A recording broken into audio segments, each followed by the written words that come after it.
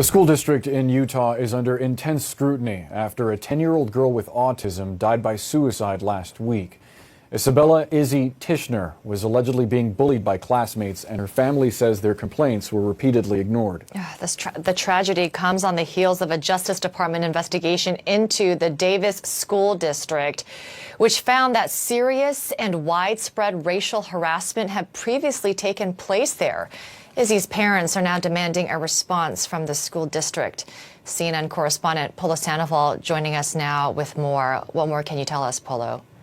What we know is the Department of Justice probe found a disturbing pattern of harassment against Black and Asian students at the Davis School District, which is just north of Salt Lake City, and that school officials deliberately ignored various complaints from parents and from students for years. Now, that investigation actually came to a close, as you noted, just weeks before Izzy Tishner took her own life. Her family now demanding answers from the school as they prepare to lay their little girl to rest later today.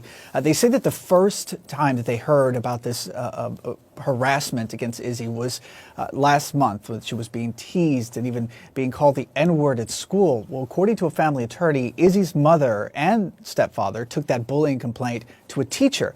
They felt that they weren't making any progress there, so they went to the principal. Well, the principal then turned them to the vice principal, where the family says that they felt very unheard and disregarded, according to them. Now, CNN did reach out to the Board of Education at the Davis School District and the Foxborough Elementary School to corroborate this version that was coming from the family. And at this point, the school district declining to comment, citing privacy reasons. But they did release a press release that was sent to local media just yesterday. In it, they pledged an independent investigation to look further into this claim.